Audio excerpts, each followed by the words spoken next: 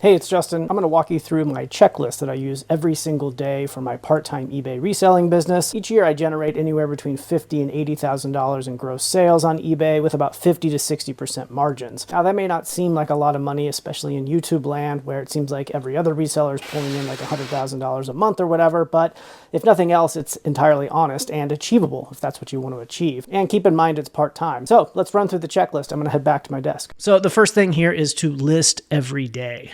And really, if you only do one thing from this checklist, this is the one I would do. Listing daily is not about trying to trick the algorithm. It's about building consistency. It's about staying in motion. It's about keeping your pipeline full. Think of it like exercise. And most people don't exercise regularly, and most people who do exercise regularly don't do it because they love to exercise. You know, they do it because they like the results that it gives them. It makes them happier. It makes them healthier. So I go running almost every day, and I almost always hate it while I'm doing it, but I'm usually glad that I made myself do it after I'm done. And honestly, the same goes with listing. Most people struggle with this part of the reselling business because it kind of sucks, honestly. And that's exactly why you need to make it a priority. Committing to listing every day is the best way to build the habit of doing something that you'd rather not be doing, but need to do anyway because you like the results that it gives you. And so in the case of listing every day, that result that it gives you is sales. And the more you have listed, the more you're going to sell. That's not a theory, that's like math. And this is really important if you sell a mix of everything like I do, because that means your inventory has a mix of different levels of demand. Some things are going to sell fast, some things are going to sell slow. And if you're looking for more consistency in sales, you need to increase the amount of mixed demand inventory that you have listed, or you have to source better stuff that's in higher demand, but that's easier said than done. And yeah, listing sucks. It's tedious. It's not the fun part, but it doesn't have to be a huge push. You know, my goal is to list 5 items a day, but you should figure out what you can realistically handle and what fits into your own goals and aim to stick with that consistently. The point is to stay active. And when you show up daily, your store tends to stay alive and the sales usually follow suit. And if you miss a day or two like I do on occasion, it's really not the end of the world, but don't use it as an excuse to quit. Just jump back in, knock them out, get them done. Listing daily is really the single most important habit you can build in this business. And it's the one that everything else leans on. So put this right at the very top of your checklist. All right, next up, number 2, source new inventory or prep what you already have. So for most sellers, this is the easy part. Most of us don't like to list, but we do love to go out sourcing. And sorry, the goal here is not to actually go out and source every day necessarily. It's to source enough to keep your listing habit consistent. So if your goal is to list 5 things a day, you need to have at least 5 items prepped and ready every day. And so that requires sourcing consistently. But most sellers oversource actually.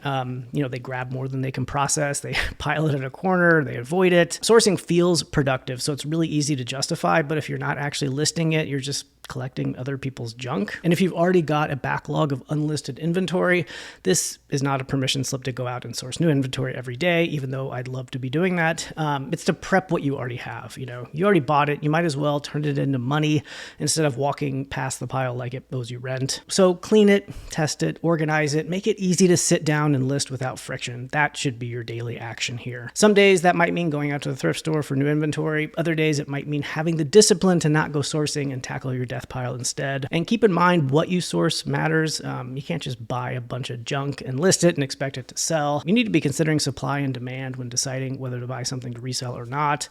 You should really focus on sourcing high quality items that have proven demand. Otherwise, you're just going to have a bunch of junk. But look, sourcing is the fun part. It's why most of us do what we do, because we love to go out and hunt for cool stuff. But unless it actually makes it into a listing, you're just shopping. So you got to list this stuff.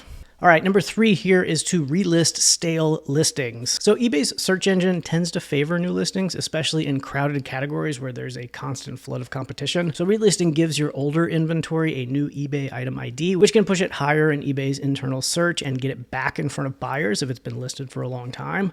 And for most sellers, this matters a lot because most traffic to your listings comes from eBay's internal search engine. But if your listings rank well in external search, like on Google, you should understand that relisting could actually hurt your visibility there. Unlike eBay's internal search, external search tends to reward things like age and continuity. And when you end a listing and create a new one, you're sort of breaking that continuity with external search engines, which can hurt external traffic and make your listings less available there. And while eBay does show you how much traffic comes from both external and internal sources, it doesn't show you which is actually driving sales, which is kind of annoying. So it's difficult to understand the impact that external search has on your business. But that said, for most sellers, internal search is where the volume is. And in that case, relisting relisting is usually worth it. I do it every day. So to relist, it's super easy. You just go to your active listings, you select the ones that you want to relist, you choose end, and then you go to your ended listings and click relist or sell similar. It doesn't matter which one you choose. Both relist and sell similar create a new eBay item ID, and both are treated as brand new in eBay search. However, relisting can be difficult to keep up with if you have a bigger store,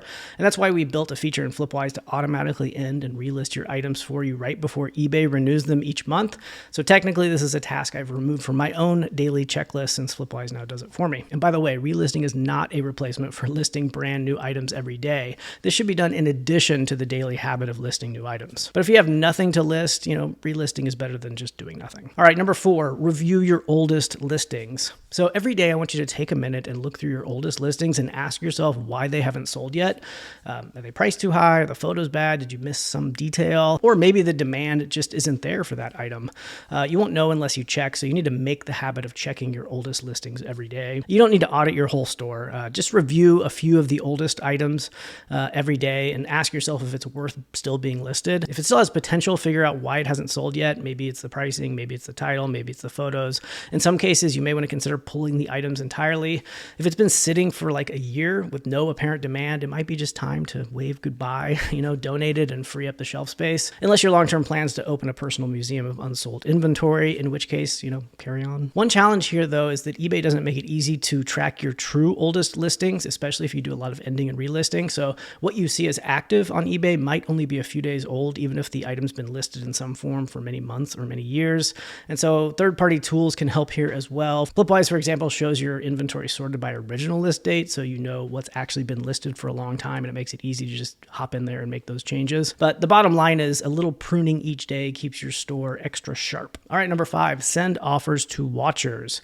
This takes less than 30 seconds a day, but so many sellers just don't do it. I'm not exactly sure why they don't. Maybe people just don't like the idea of giving someone a discount. But if that's the case, there's an easy way to avoid that while still sending out offers. So more on that in a bit. But every day, new buyers are watching your items, and most buyers come to eBay to get a deal. And so sending an offer, even just a small one, can be that nudge that gets them to buy. But don't expect massive results here. I would say maybe 1 in 20 offers that I send out actually gets converted into a sale.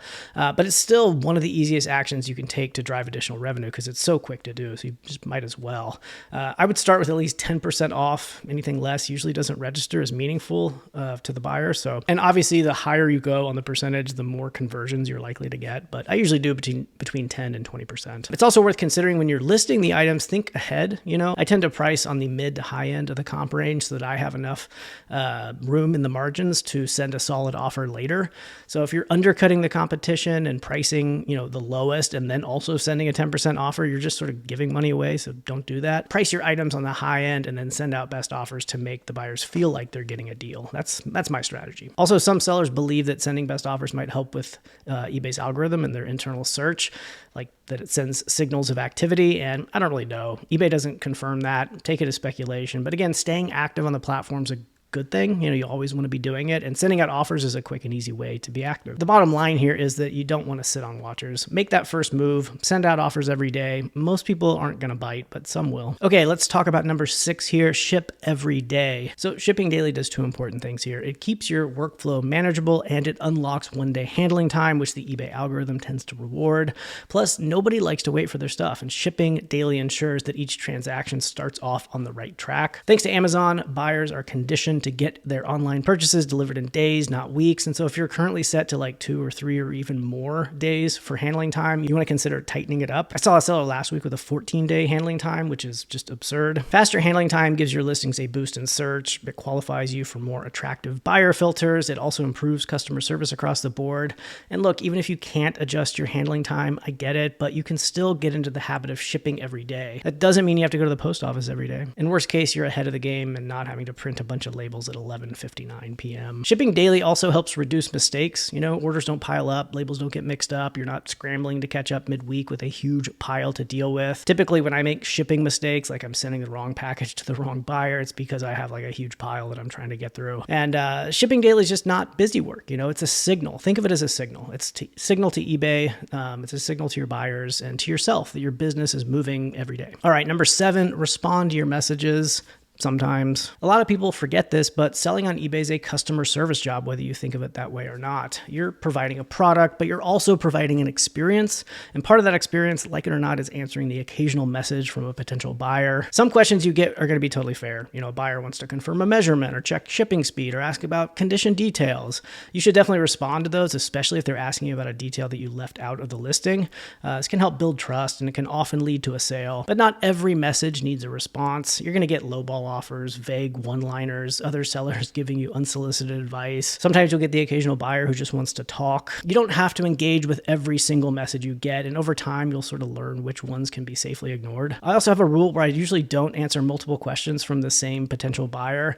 In my experience, these excessive askers rarely convert, and when they do, they turn out to be problematic. I think that asking a bunch of questions before buying, especially if they can already be answered in the listing, tells me that there's a good chance their expectations might be too high for what I'm selling, and I'm just happy to pass that business off to someone else with a higher tolerance for that risk. I just don't like dealing with it. Bottom line here is just to check your inbox daily, but keep it efficient. Prioritize the real buyers and let the rest go. Let's talk about number 8 here. Keep your numbers updated. This part is definitely not glamorous, but it's where the real businesses start to separate from the casual hobbies. Tracking your numbers daily does a few things here. First, it gives you clarity. You're not just guessing how your business is doing based on, sales notifications or misleading 90-day totals. You actually know how much you're taking home, which is super important. And second, it keeps you honest. When your sourcing gets sloppy or your margins start slipping, the numbers are going to show it. And catching it early is what lets you fix it before it becomes a bigger problem. It's kind of like getting, blood drawn on a regular basis and having doctors look at it. You can spot problems earlier, and you definitely want to be spotting problems earlier. Having a good read on your numbers also gives you context. If you have a slow week, you can see whether it's just a blip or part of a larger trend or something that also happened around the same time last year. And without that data, you're just guessing, and guessing usually leads to overreacting. And third, when tax season hits, you're not scrambling. You're already ready because you've built the daily habit of keeping your numbers up to date, which is priceless. As for tools, you can use a notebook that works, or a spreadsheet is a solid upgrade. But if your store grows, this becomes one of the most tedious and error-prone parts of the business to manage. That's actually why we built Flipwise in the first place, to automate the stuff that used to take hours but somehow still felt incomplete. And this isn't about obsessing over every penny. In fact, when you track your numbers, there's a thing, such a thing as overanalyzing. You don't want to overanalyze. This is more about having awareness, because sellers who know their numbers just tend to make smarter decisions, and everyone else is just basically winging it. All right, number 9 here is to study the market. So the reselling market is basically always changing. Categories shift, trends change. If you're not paying attention, it's pretty easy to fall behind. So I want you to spend at least 5 minutes a day sharpening your eye, whether that's researching a new niche or checking comps in a new category or skimming a what sold video, not necessarily for entertainment, although it is fun to watch, but to get ideas, and to spot patterns. Honestly, watching YouTube videos to broaden my own knowledge of what has value had the single largest impact on my reselling business, and I still do it basically every day. Do you think I was born knowing that vintage underwear has value? I wasn't, but I learned it and so much more from other resellers nice enough to freely share this information on YouTube like I'm doing right now. Now, you don't need to overhaul your entire strategy every week. Just stay curious. Investing 5 minutes a day on this is basically nothing, but over time it adds up to better sourcing, better instincts, and the importance of instincts in this business cannot be understated. All right, number 10, tidy and reset your workspace. This one's so important. I want you to take a few minutes at the end of each day to reset your space. That means putting tools back where they belong, or clearing your shipping station, or prepping your photo area, or making sure inventory is where it's supposed to be. And it doesn't have to be perfect. Just try to make tomorrow easier than today, which, depending on how today went, might not be that high of a bar. But daily tidying prevents this sort of slow buildup of cruft. It's the kind of stuff that turns into lost items or late shipments or hours wasting searching for the perfect box. This is really about reducing friction, and every bit of friction that you remove adds speed and focus and reliability to your business, which is a good thing. Think of it as closing your shop for the night or racking your weights when you're done lifting. You want to reset everything so that you're ready to go tomorrow without dragging yesterday's mess into today's work. And this is also really important for the mind. If you're working in a cluttered space, your mind is likely going to be cluttered too. And when your workspace is in constant chaos, everything takes longer, finding inventory, packing orders, even deciding on what to work on next. And a clean space doesn't just help you move faster, it helps you think more clearly. You make better decisions when you're not tripping over yesterday's mess or wondering where you left the tape gun. And really, this is not about minimalism. You don't have to throw a bunch of stuff away or anything. It's about removing unnecessary friction so that your energy goes into the work that matters and not just managing the mess that's around it. Now, you may not check all 10 of these off your list every single day. That's not the point. I usually don't don't check all of them off every day. I try to do as many as I can, but the point here is to build a rhythm that you can trust. Something that keeps your store moving even when your motivation drops, because it's going to drop, or when sales are slow, because sales are going to be slow sometimes, or when life gets in the way, because life tends to get in the way. It's good to have this framework of daily tasks that you can just follow every day and not even have to think about it. Most sellers sort of wait around for the motivation before they act, or they wait for the right amount of energy or the right time. But if you build these habits into your day, even imperfectly, it's going to be so much easier to keep going when you hit those inevitable roadblocks. And this is what a real reselling business looks like. It's quiet, it's boring, it's repeatable, but for the sellers who stick with it, it works. Thanks for watching. If you enjoyed this video, I've got 2 more that you might find interesting as well. This first one is about how to stay motivated, because let's face it, this business can be a grind and it can be hard to keep moving forward. And the second here is about the bad habit of complaining, how it undermines your business, and how to stop doing it. All right, see you next time.